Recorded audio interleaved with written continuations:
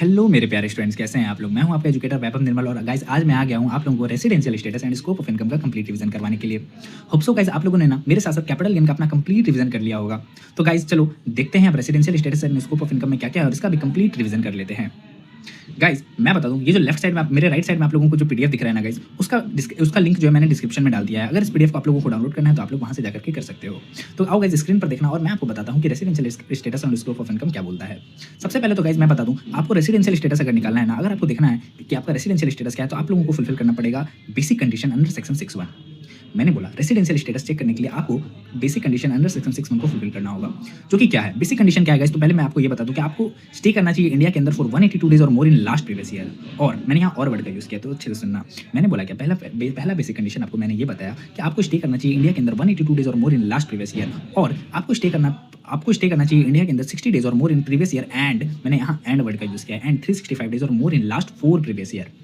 मैंने बोला गाइस अगर आपको रेसिडेंशियल स्टेटस चेक करना है, जिसके लिए आपको नंबर ऑफ डेज कैलकुलेशन करना है।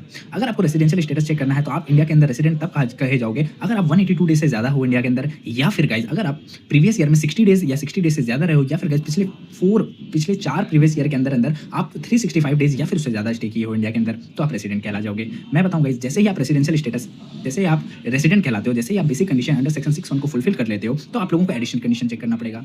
आप जैसे ही रेसिडेंट बन जाओगे ना, तब फिर आपको चेक करना पड़ेगा क्या कि आप आर एंड ओ आर हो, means resident and ordinary resident हो, या फिर गाइस आप resident but not an ordinary resident हो।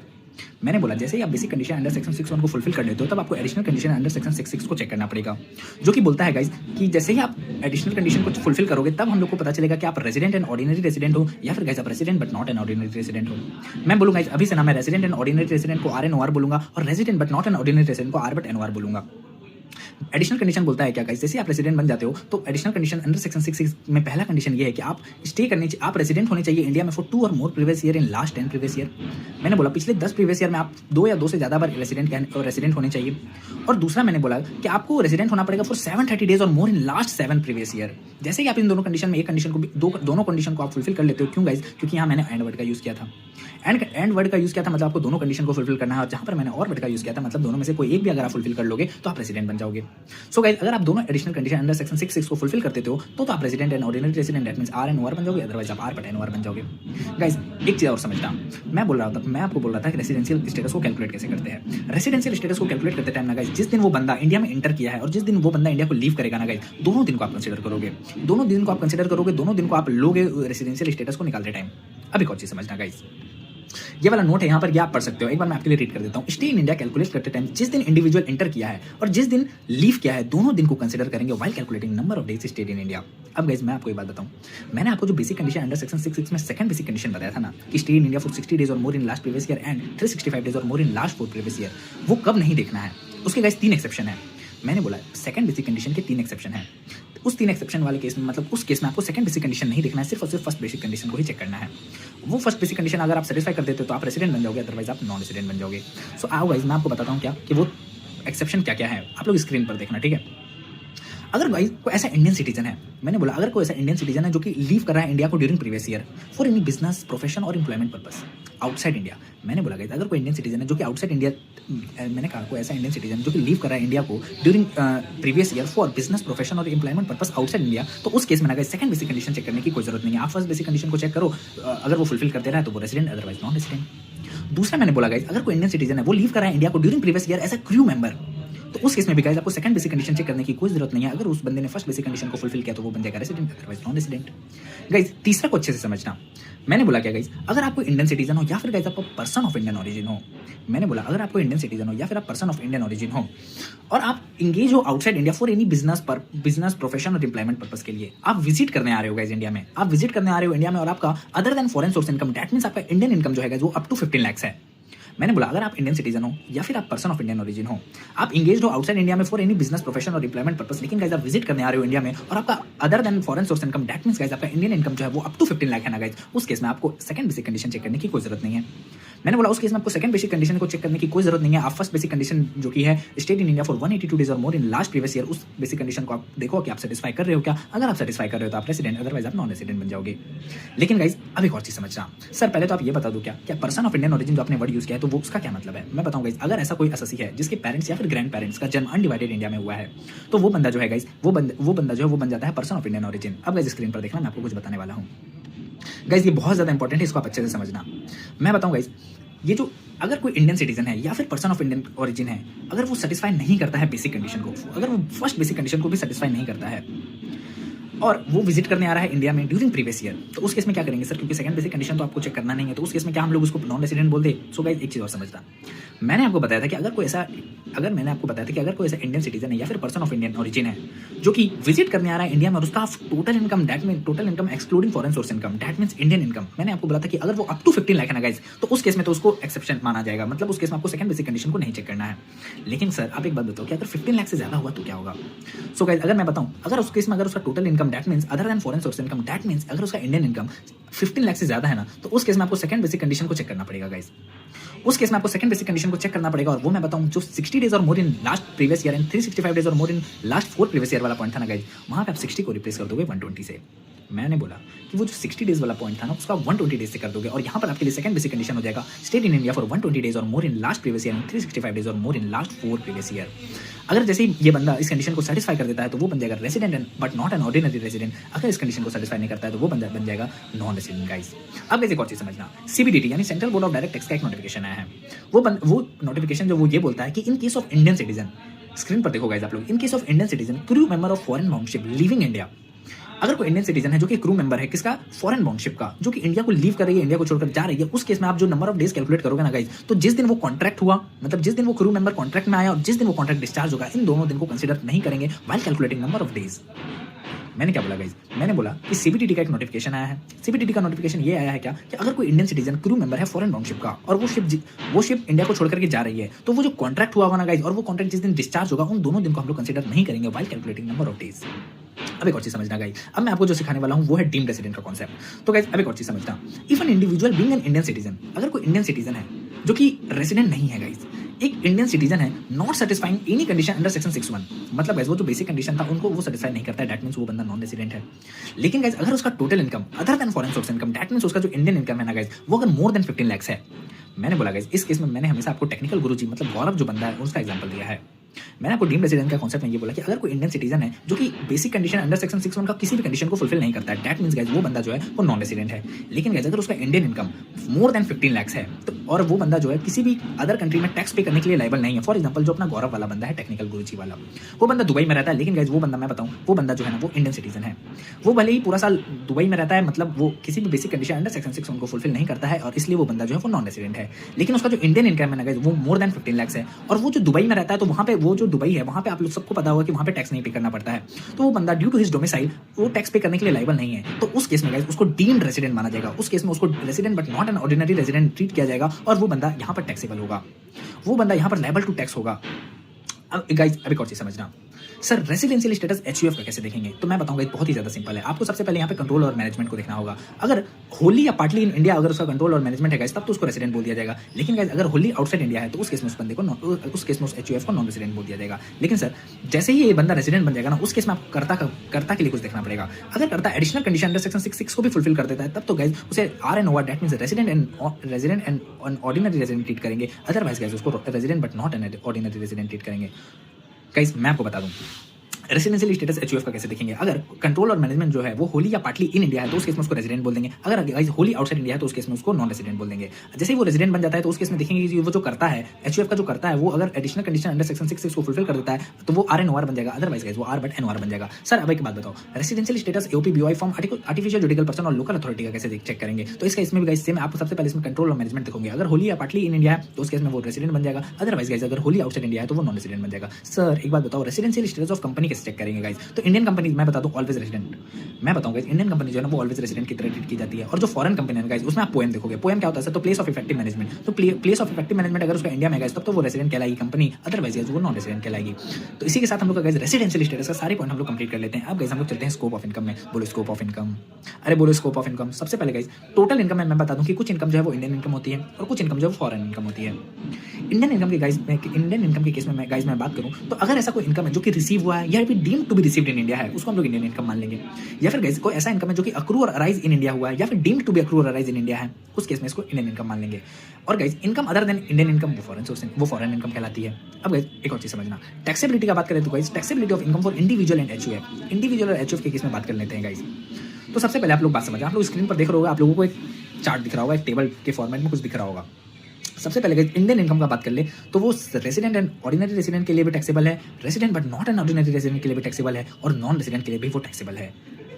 दूसरा गाइज अभी और चीज समझना, फॉरेन इनकम भी गाइज लेकिन वो वाला जिसका ना गाइज बिजनेस का कंट्रोल जो है वो इंडिया में हो, बिजनेस या प्रोफेशन का कंट्रोल इंडिया में ही है, वो वाले फॉरेन इनकम का बात हो रहा है। उस केस में गाइज वो फॉरेन इनकम जो है ना वो रेसिडेंट एंड ऑर्डिनरी रेसिडेंट के लिए भी टैक्सेबल हो जाएगी और guys resident but not an ordinary resident के लिए भी टैक्सेबल हो जाएगी, लेकिन गाइज वो नॉन रेसिडेंट के लिए टैक्सेबल नहीं होगी। अब एक और चीज समझना, अदर फॉरेन इनकम जो होती है ना गाइज वो सिर्फ और सिर्फ आर एंड ओआर के लिए टैक्सेबल होगी, आर बट एन ओआर और नॉन रेसिडेंट के लिए वो टैक्सेबल नहीं होगी। मैं बताऊं गाइज आपको कुछ नहीं समझा, लेकिन अब मैं जो बताने वाला हूँ वो आपको अच्छे से समझ में आएगा। मैं बताऊं resident and ordinary resident that means R and O R के लिए पूरी वर्ल्ड की इनकम टैक्सेबल है, चाहे वो इंडियन इनकम हो, फॉरेन इनकम हो या फिर फॉरेन इनकम वो वाली जिसका बिजनेस कंट्रोल जो है वो इंडिया में है। तो मैं बताऊं resident and ordinary resident that means R and O R के लिए पूरे वर्ल्ड की इनकम टैक्सेबल है। Resident but not an ordinary resident के लिए सिर्फ इंडियन इनकम टैक्सेबल है गाइज, और साथ ही फॉरेन इनकम वो भी वो वाली जिसका कंट्रोल या मैनेजमेंट जो है वो इंडिया में है। लेकिन गाइज नॉन रेसिडेंट के लिए ना सिर्फ और सिर्फ इंडियन इनकम टैक्सेबल है। अब मैं बताऊं, अब आपको अच्छे से समझ में आ गया होगा, अगर अभी फिर भी नहीं समझ में आया तो आप वीडियो को पीछे ले जाकर के फिर से देख सकते हो। अब गाइज कुछ छोटे छोटे पॉइंट्स है जो कि एग्जाम पॉइंट ऑफ व्यू के लिए बहुत ज्यादा इंपॉर्टेंट है, उसको भी आप लोग अच्छे से समझना। सबसे पहले मैं बताऊं agriculture income from land in India is exempt from tax, agriculture income जो है वो एग्जाम्प्ट है, उस पर टैक्स नहीं लगता है। दूसरा, अगर आपको कोई गिफ्ट रिसीव हुआ है on the occasion of marriage वो भी एग्जाम्प्ट है फ्रॉम टैक्स, वहाँ पे भी टैक्स नहीं लगता। अगर आपकी शादी में आपको कोई गिफ्ट मिला है तो वो टैक्सेबल नहीं है गाइज। अब एक और चीज समझना गाइज, कोई पास्ट अनटैक्स प्रॉफिट है ना गाइज, कोई पास्ट अनटैक्स प्रॉफिट है जो आपको करंट ईयर में रेमिट हुआ है उसको आप इग्नोर कर दोगे। मैंने बोला कोई पास्ट अनटैक्स प्रॉफिट है जो कि आपको करंट ईयर में रेमिट हुआ है उसको आप इग्नोर कर देना। अब एक और चीज समझना गाइज, यहाँ पर सेक्शन 7 एक चीज आती है गाइज, वो मैं आपको वीडियो के लास्ट में समझाऊंगा, पहले दूसरी चीज समझना। अब हम लोग कुछ बात कर लेते हैं इनकम के बारे में, जिसको मान लेंगे मतलब डीम टू बी अक्रू और अराइज इन इंडिया, ये जो इनकम है उसको माना जाएगा ऑलवेज इंडियन इनकम। पहला चीज समझना, पहला मैं आपको बता दूं dividend paid by company to outside India, अगर किसी कंपनी ने dividend paid by Indian company to outside India, अगर इंडियन कंपनी ने डिविडेंड पे किया है आउटसाइड इंडिया तो उस केस में मान लिया जाएगा कि ये जो इनकम है वो डीम टू बी अक्रूड और राइज इन इंडिया है। दूसरा, salary received by Indian citizen from Indian government for service rendered outside India, अगर किसी इंडियन सिटीजन को सैलरी मिला है, अगर किसी इंडियन सिटीजन को इंडियन गवर्नमेंट से सैलरी मिला है सर्विस प्रोवाइड करने के लिए आउटसाइड इंडिया, तो इस केस में ये मान लिया जाएगा कि ये जो इनकम है वो डीम टू बी अक्रूड और राइज इन इंडिया है।